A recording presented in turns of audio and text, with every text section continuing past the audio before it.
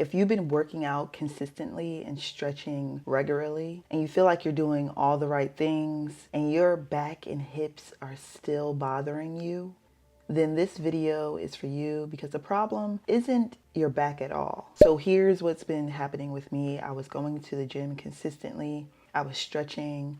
I was loading, right? Lifting weight, heavy weight. And when I look at it by every measure, I felt like I was doing all the right things. I was doing the work. But every session, my hips were talking to me. My lower back was aching. It wasn't like that dramatic pain. It was just that, it's just that background noise you learn to work around, right? It was that dull tightness when you first stand up from your desk. The way your lower back just always feels just a little bit off, right? And that was the frustrating part for me. I couldn't figure out why, because I wasn't doing nothing, right? I was actually trying.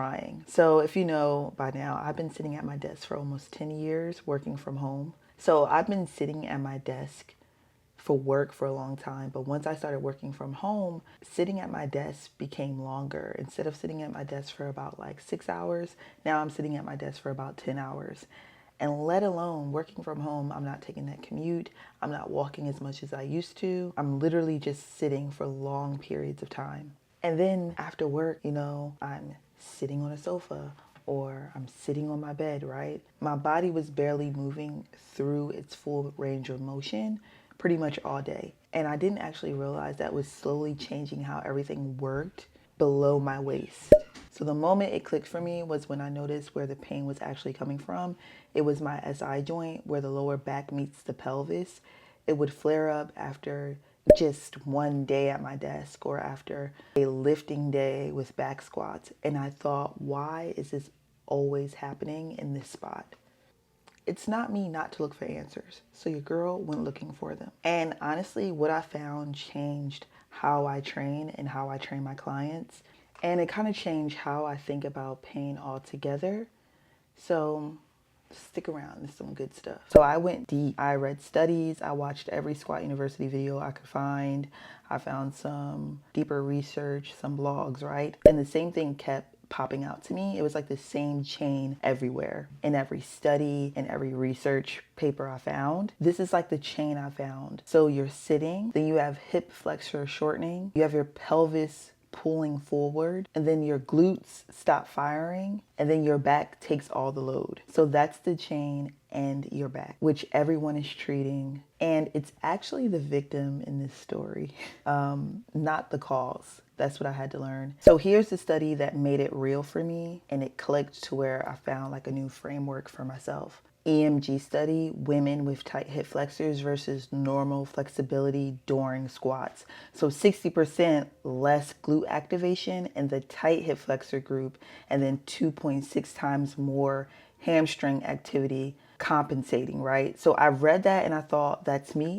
That's where I land. Every glute bridge that somehow made my lower back sore, and then every set where I felt like it was in my hamstrings and wondered why.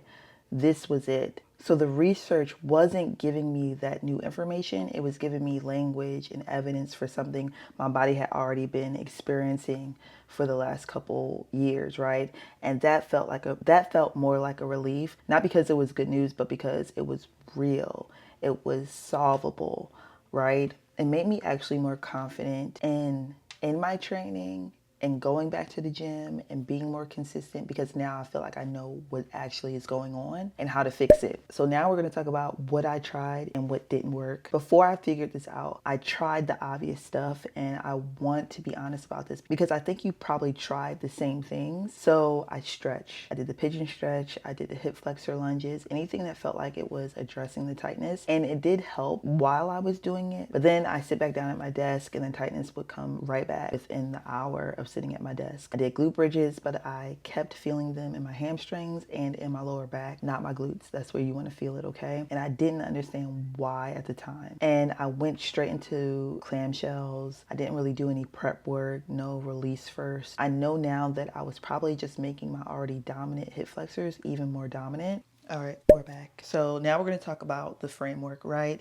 So once I understood the chain, I started to test the sequence on myself. And what I found, and what Dr. Horsehedge, I'll put their name here, from Squat University, validated clinically, is that this has to happen in a specific order. Seems so simple, right? But so you cannot activate what you haven't released yet. You can't strengthen what isn't repositioned.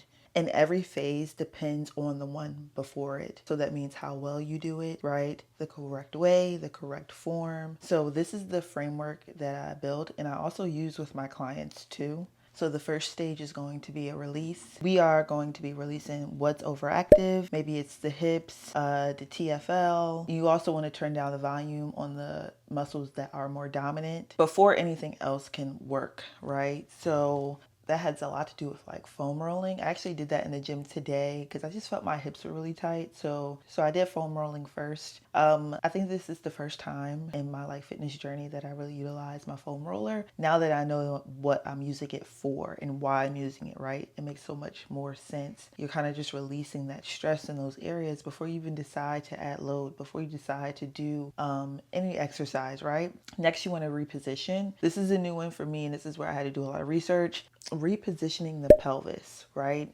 Get it back to where it's neutral, right? Because everything that comes after that depends on where your foundation is sitting. Is it even correct? Is it even comfortable, right? That's where I like to do like more passive stretches, and we'll talk more about that in this episode or even future episodes. Next is stabilize. Right here, you would want to think about stabilizing the right muscles in the right order, and this is where glute activation actually kicks in and where it starts to actually work. Then we have integrate. This is what we tend to always do, right?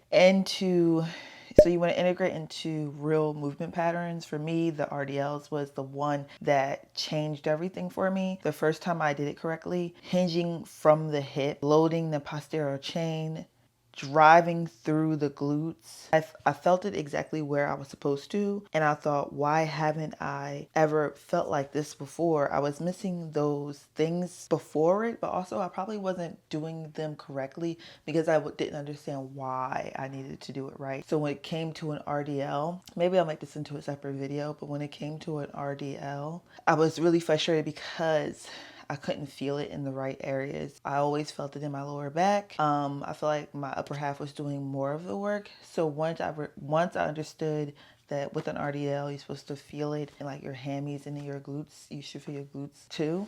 That's when it started to make sense to me. And I'm wondering, why aren't I feeling it in my glutes? And it was also because my glutes weren't activating properly and I couldn't even feel my glutes when I first started doing glute bridges. So it's a whole thing. I'll make it into a video.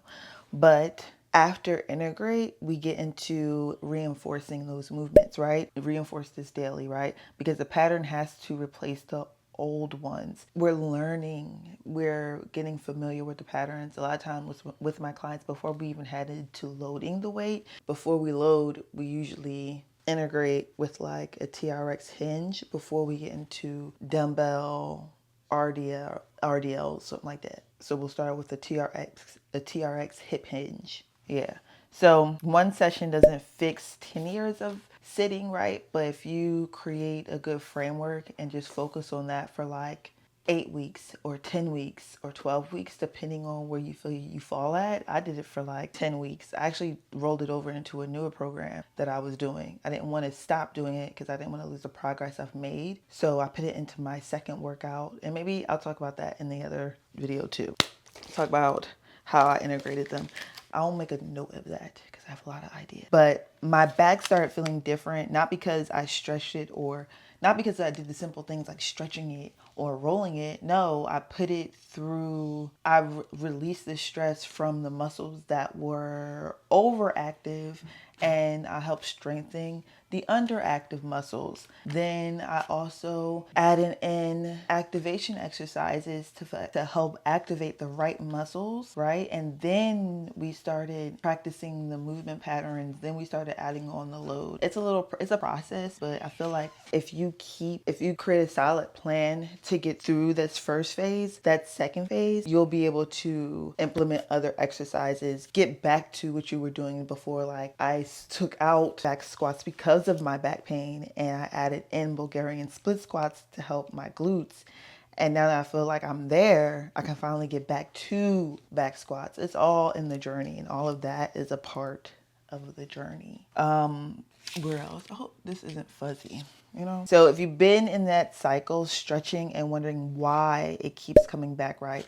Doing glute work and feeling it in the wrong places, or dealing with that background noise that never fully goes away, that pain, right? You now have like the full picture. So in this sense, right, from my experience and what I was dealing with, my back wasn't the problem. It's been covering for all the other things I was doing or try to fix. It was just doing all of the work. All right. So I made 1-page reference card with this whole framework mapped out. So I'll post it on my website I'll post it on my website, but we'll see. Map it out, and I'll keep the link in my description. So print it, save it, use it before your next session. Help you build out something solid and something that you enjoy, right? Drop a comment and tell me where you feel that pain, where you feel that ache. Is it in your lower back? Is it in your hips? During your glute bridges, right?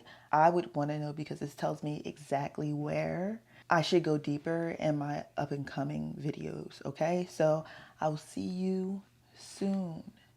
Just roll with me, all right? Roll with me. I want to create a video every week, but I want to make sure it's quality because I'm still learning, you know? As I get a little older, I realize life is perspective, and my perspective may differ from yours. I want to say thank you to everyone